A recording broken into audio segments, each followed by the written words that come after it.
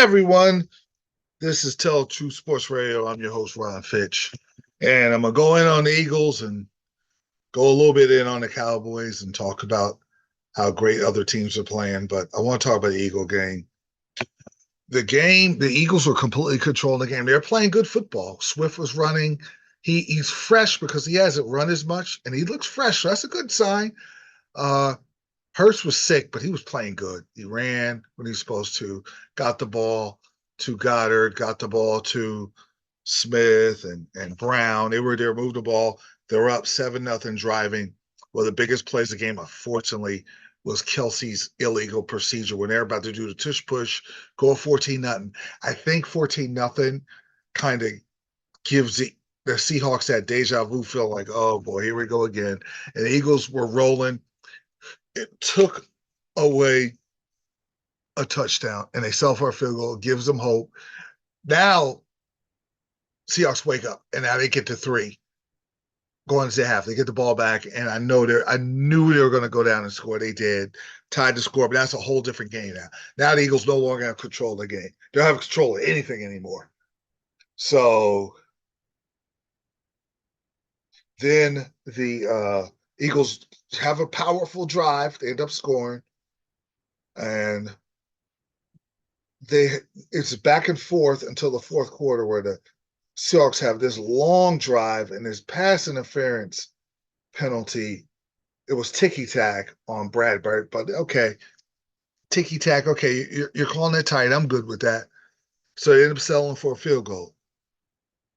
Then the Eagles get the ball, and he goes deep. Hurst throws the ball deep. Julian Love pass interferes with the receiver and then gets the interception. So I'm thinking, okay, maybe they're jostling back and forth, and he has the right to get the interception. I don't mind any contact there. No, he's holding the guy, grabbing the guy's shirt, going all the way down the field. They don't call that. But they called when Bradbury grabbed the ball on the shirt. The officiating has been bad either way. And I wonder if whether it's the Niners or the Chiefs or the Bills or the Eagles or Cowboys, whoever goes to the Super Bowl and their team loses, I wonder if it'll be because of an illegal procedure penalty, which should have never happened. You look at the Bronco game. They scored 2 touchdowns, and they were ruled short. And Payne should have went to the review. They should have got it reviewed, and it would have been a touchdown, but they didn't call it. Then they called illegal procedure penalty, offside penalty where they weren't offside. And they're just all over the place. And all over the place is going to cost you when the big game comes. You saw last year, it was pass interference, but it was kind of debatable. Something worse could happen in the Super Bowl. But anyway, the Eagles stop them. The Eagles get the ball back. This is where they messed up. But they messed up against the Chiefs and got away with it. They have a chance to have that put-away drive. They're driving the ball down the field, and they're getting close to field goal range. Swift runs the ball. It's 3 minutes left. At first down, you're in good shape. But now, I'm passing the ball. I want to go to Goddard on second down. I'm taking 2 passes. All right, because they're going to stop Swift. They're going to line up in the box. And now I can't give the ball back to Swift now. And something they never do. I would have ran a screen pass to Swift if you want to be safe. Go get the first down. Then we could run. Then we could run the clock out and get out of here with a win, and we're in control of the division. But he ran Swift again. They got nothing. All right, now 3rd and 7. You got to get 7 yards. You got to get your best. Give me your best 3rd and 7. Don't worry about anything else. They decide to go deep with and it was incomplete. And that was ridiculous. No. They tried. It was a kind of a messed up play. I do remember trying to get it to Goddard, but you got to have a quick hitting play for 7 yards. Complete the pass, keep it moving. They punted back to Seattle. I knew Seattle was driving. And what the Philadelphia should have hoped was when the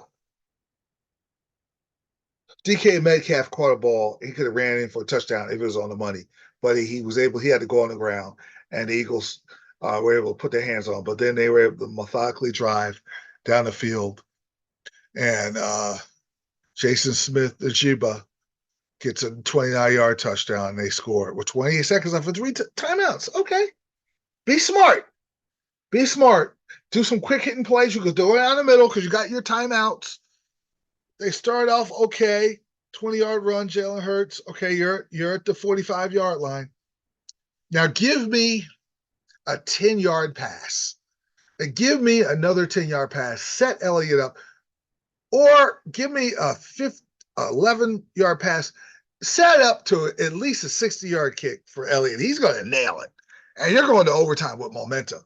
But no, they go deep into double coverage. Julian Love intercepts the ball. It was a stupid play call. And they were dumb play calls. I was texting this my brother-in-law, Cowboy face. Oh, Seattle's messing up. They're going to lose this game. I texted him in the second quarter. I said, they're probably not because the Eagles are running some poor plays. They're going to pay for it. They paid for it. And they're tied with Dallas for first place. Now, it's not complete with the records because the Cowboys have one more game than them in the NFC, but I do believe the Eagles somehow have the tiebreaker because common opponents, the Eagles lost to Seattle, Dallas beat Seattle. Eagles, if they beat the Cardinals, then Dallas loses the Cardinals. So you look at the NFC, it's weird. I don't know how that's set up because they're going to have the equal record if Eagles run the table. They're going to kill the Giants next week. They're going to take all their frustration out on the Giants. I mean, that's not going to make you a Super Bowl contender, but they're going to beat the brakes off the Giants, unfortunately. But I will say this about the Giants. If it comes down to if the Cowboys, if Miami beats the Cowboys, it'll be close. Cowboys are going to show up this week. San Francisco, Miami beats the Cowboys, and the Eagles beat the Giants, which I know they're going to do. And Cowboys beat the Lions, and the Eagles take care of the Cardinals. And now the Cowboys, of course, are going to beat the Redskins. Now the Eagles have to beat the Giants on the road to win the division. That's where the Giants playing back to back. That's where the Giants are going to be a pain in the neck. And it's going to, I just believe in my heart, it's going to come down to for the Cowboys to win the division or the Eagles to win the division, it's going to come down to the Eagles-Giant game. I really, really believe that. All right, now I got to talk about the Cowboys debacle. I had to talk about the Eagles debacle. I had to talk about the Cowboys debacle. Credit to the Buffalo. I did pick them to win in a close game, but I knew the Bills were going to be desperate and hungry. I didn't know they were just going to run on the Cowboys. Now, I'm listening to pundits and I'm doing my own research. The Cowboys get run on. If you have the lead, it's hard to because how good they are on offense, but they're 3-4 on the road. Let me see, they beat the Giants, they beat the Cardinals, the Panthers, and the Chargers. Not exactly murderers row. Chargers a pretty good win, but that they better correct that because they're probably going to go on the road. They got to go on the road against Miami. I do believe they're going to play a lot better in South Beach, but the cheetah comes back. That's going to be interesting. But I like what the biggest play of the game was the punt by the Bills where it looked like it was going to get blocked. And that penalty, that roughing the punter penalty was huge. On 4th and 8 at their own 26, and it's 7-0. And he blocks that punt and takes it in. He took a terrible angle. He takes it in, and Dallas, it's a tie game now. They're kind of okay. They get their bearings right. All right, now we're getting acclimated out here in Western New York, but they didn't have no mercy. They came right back down after a bad penalty. Well, bad penalty got them the first touchdown. DeMarcus Lawrence hitting Allen late, but Cook just ran the ball 18 yards touchdown, and then they just end up destroying the Cowboys 31-10. But I tell you what Buffalo did, and I talked about it in my couple of other podcasts. I said, when is somebody going to double CeeDee Lamb and dare Cooks to beat them and defend Ferguson? That's what the Bills did. They played this zone where they smothered. I watched the one play where they're trying to get it to Lamb. He did get to Lamb. It was an amazing throw and catch. But there were 4 Bills around.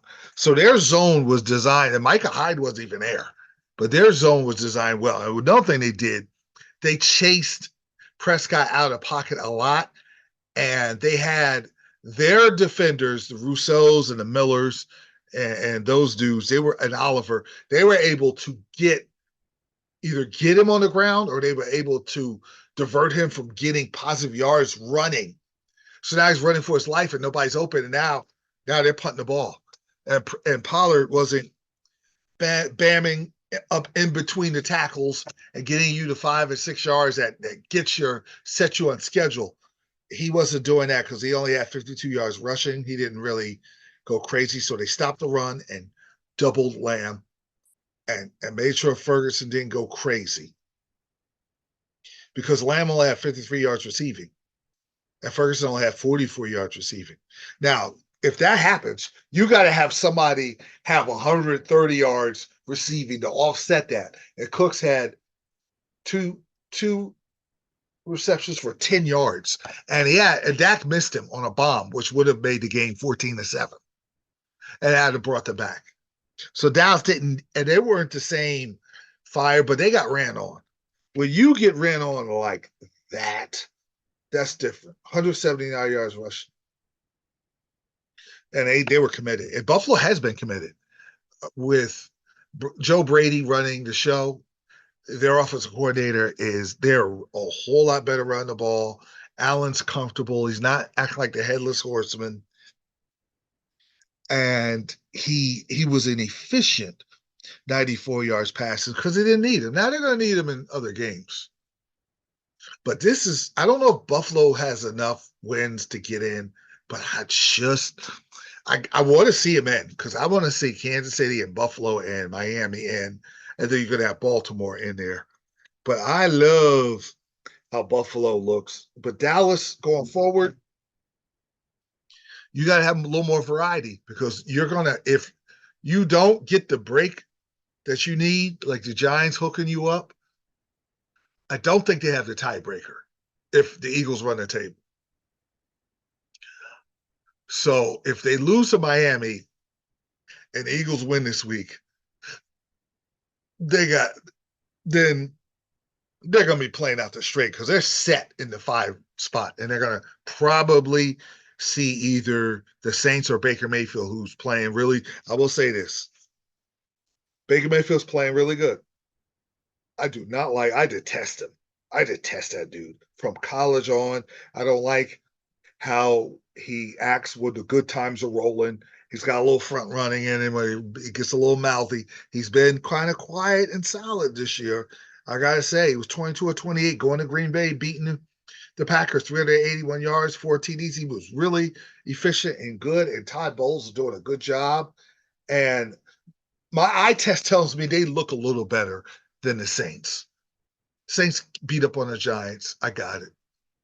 But I think Baker Mayfield and his crew is on it. Now, the Eagles could mess up and lose to the Giants once, but it seems like the Cowboys and Buccaneers on a collision course to play each other. Now, if the Buccaneers play the Eagles, I might pick the Buccaneers, but the Cowboys beat them there last year. They're going to beat them again, and we're destined to see the Cowboys and the Niners in that next round. If the Cowboys going forward, because the Niners just they were a wrecking machine, 45-29, and took care of the Cardinals. McCaffrey had 150 yards rushing, 72 yards passing. Him and the cheater are neck and neck in the MVP race. Nobody else. After Dak's performance, that ain't gonna happen. So they're gonna have to because their defensive coordinator of the Niners is going to copy off what you just saw. They're gonna really, I don't think they're gonna go crazy man for man, but they're gonna really smother CeeDee Lamb. And then the Cowboys, Cooks has gotta see the idea of Dak throwing no deep ball to Cooks is a good idea. Because if he can connect in Frisco, and that's a touchdown. Now you're kind of opening the door. Now Pollard could run because it's going to be hard to run against the Niners and Werner and all those dudes because their front seven beats you up, and their back end is pretty good. And Tafunga, I think he's out for the season, but they're so sound. But the Cowboys can't get in a shootout. They got to have a game where they turn Brock Purdy over. I don't get ahead of myself breaking that down. But the 49ers should have home field. So the road to the Super Bowl goes to the 49ers. But before I do my AFC segment, I look at the NFC. You got a chance to have the Detroit Lions play the Rams in the next round. Or Detroit will either play Minnesota or the Rams. I would love to see Detroit, the Rams, and then the Eagles and the Minnesota Vikings. That would be really, really good. That would be kind of a cool matchup. The Rams and the Lions. Golf at home. Here comes Matthew Stafford coming back to where he started in Detroit. We talk about the trade. Stafford won the championships. I say he got the better of the trade. Now the fans could be there, and that would be bonkers in Detroit. So I'm hoping for that. Now I'm going to get to the AFC in my next segment.